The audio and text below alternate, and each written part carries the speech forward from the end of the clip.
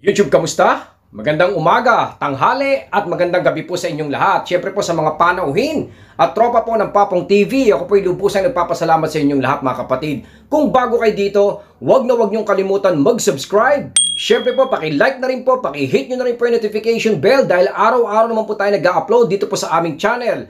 Mga utol, ang pag-uusapan natin ngayon ay yung mga sanhi. Yung mga naging dahilan kung bakit biglang nangyayari sa atin yung ganito. Yung bakit biglang lumalayo at biglang iniiwang ka na lang sa ere. Yung katotohanan kung bakit nawawala ang feelings ng isang tao. Katotohanan kung bakit bigla po tayong parang gino-ghosting at iniiwasan. Alam naman po natin na there are a lot of ways to learn. At syempre po, napakarami rin pong ways kung bakit biglang lumalayo. Or let's say, yun nga yung parang gino-ghosting tayo. Kung isa ka sa mga nabigla at naghahanap po ng kasagutan tungkol po dito, ikaw kapatid ang gusto kong makakwentuhan ngayong araw na to. Pero bago tayo umusad, lagyan po muna natin ng patalastas. Ayun o!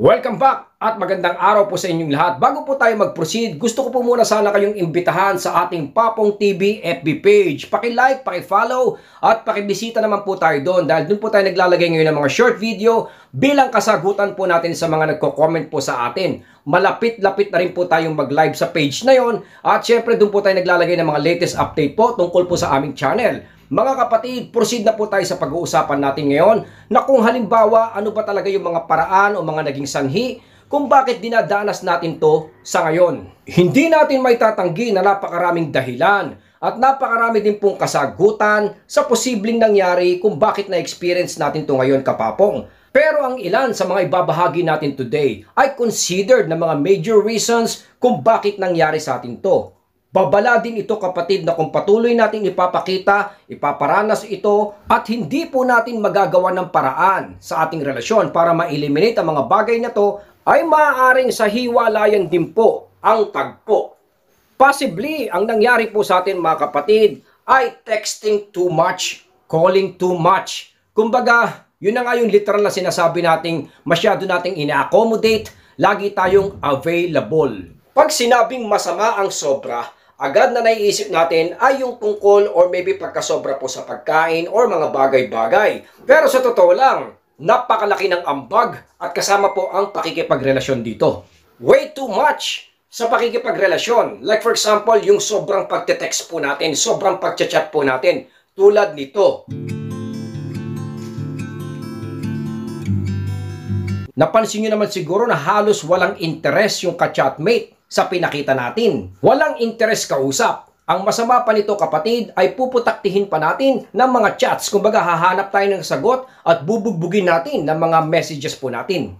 Iniisip kasi natin na pagka pinush natin ay makakakuha po tayo ng sagot. Siyempre, nature ng tao yan. Kumbaga, parang nagsisik ka, humahanap ka talaga ng mga answers kung bakit nangyayari, nararanasan natin to. Tapos, pag binigyan tayo ng simpleng sagot na, "Kay, tuwang-tuwa ka na," sasabihin mo, "Uy, responsive siya." Sa totoo lang, hindi ito responsive, kapatid. Napakaraming ibig sabihin ng letter K. Pero nangangahulugan na wala siyang panahon sa'yo. Or yun nga, pagka busy lang, syempre, ang ibig sabihin din nun, wala talaga siyang time sa'yo, di ba? Pero ang tao kahit busy, gagawa ng paraan yan. It's either mamaya ka na tumawag, "Babe, kasi nasa office po ako." Yung mga ganun po. Pero pag ginaganon-ganon ka lang na letter K, obviously, hawak niya yung telepono, pero wala po siyang effort, wala po siyang panahon para po sa atin. It's a concrete sign na very desperate po tayo sa kanya or even sa sagot man lang niya. Even po tayo na nasa katayuan niya ay mata-turn off po most probably. Nakakawalan ng challenge at syempre yun nga, nakakawalan din po ng gana.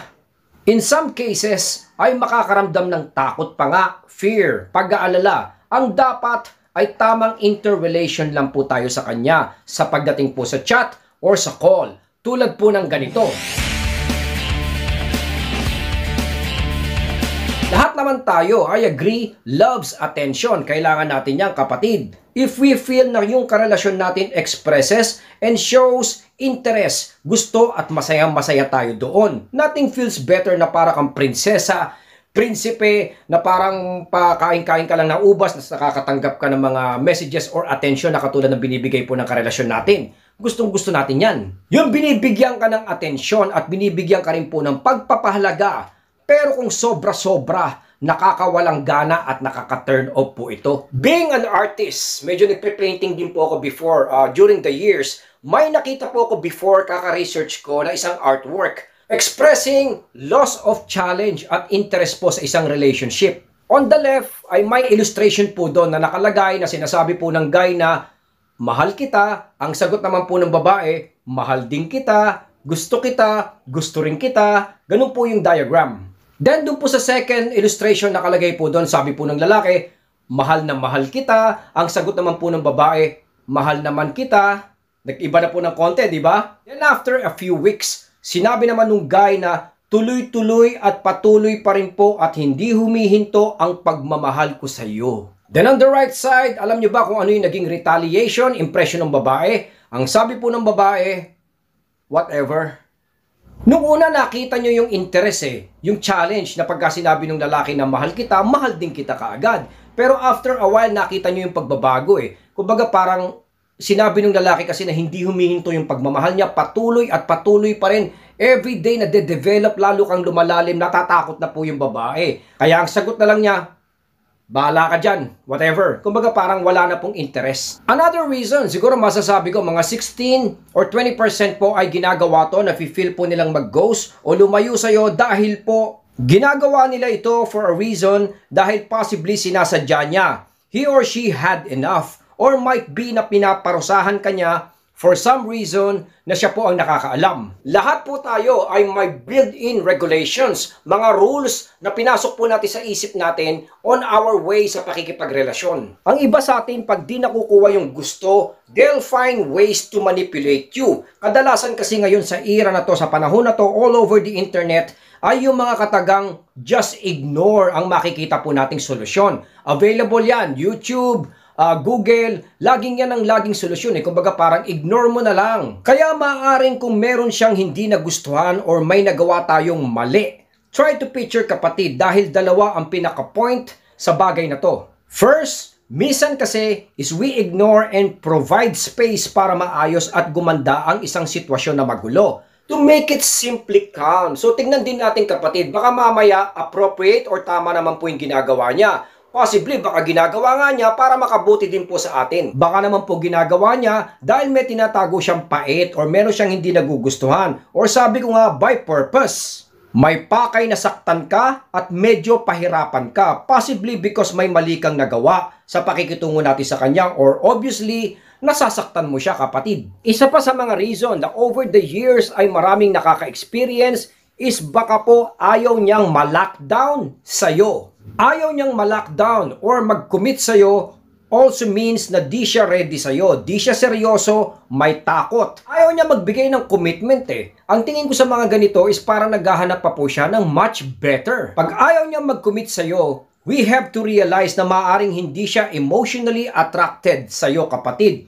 Yung iba nga niya baka walang feelings. Relationship is an understanding where two people team up in a common goal. Yung parehas, iisang goal. Pero kung ang nangyayari sa relationship nyo ay parang siya lang ang nagbe-benefit, then you are not inside a relationship. Dahil lumalabas na parang isa kang caregiver, custodian, nani, yaya, yayo niya. Taga-provide po ng mga pangangailangan. Kaya obviously, diretso niyang ipinaparamdam sa atin para mag-gets na natin kahit papaano, para alam niyo medyo mag-slow down ka. Minsan sinasadya nila yan by means of ignoring us, o yun na nga yung parang bigla po silang nawawala sa ating kapatid dahil totally hindi naman talaga sila seryoso or committed. We all know and agree na yung attraction, it inspires us, motivates us, interests us. Ito ang gasolina kasi kapatid. At kung pag-uusapan ng attraction na possibly na baka nawala or nabawasan, kaya po nagkaganyan, kabuntot nito ang mga rason na to, mga dahilan na to. Being too much, doing by purpose, or he or she doesn't want to be locked down or mag-commit nga sa atin. Lahat tayo ay may kakayahang magpakita ng effort at magbigay po ng oras on something we definitely care about. Kaya pag halimbawang malamig, nawawala or wala talagang interest tayo nakikita sa kanya kapatid, care about ang naapektuhan. Kumbaga parang walang halaga, walang pag-care po sa atin. Kaya nga with this principle, ang tanging nagiging sagot ay ang mawala ka na lang, lumayo ka na lang, dahil dito mo rin may intindihan at malalaman kung may good purpose ba talaga, intensyon, or ito ba ay isang mensahe na dapat mo na rin pong maunawaan, kapapong, at dapat na rin po nating isaisip para makagawa naman po tayo ng hakbang na makakabuti po sa atin. Hanggang dito na lang po muna si Papong TV mga kapatid. I hope nakatulong po tayo dyan at na-reach out po natin yung mga kaibigan po natin na nag-iisip at syempre po dinadanas po itong mga problemang to sa ngayon mga utol. Maraming salamat po sa inyong lahat. Syempre po suportahan po natin ang mga YouTuber na Pilipino. Suportahan at alagaan po natin ang ating mga mahal sa buhay, mga pamilya po natin. Maraming salamat po sa inyong lahat. Papong TV po.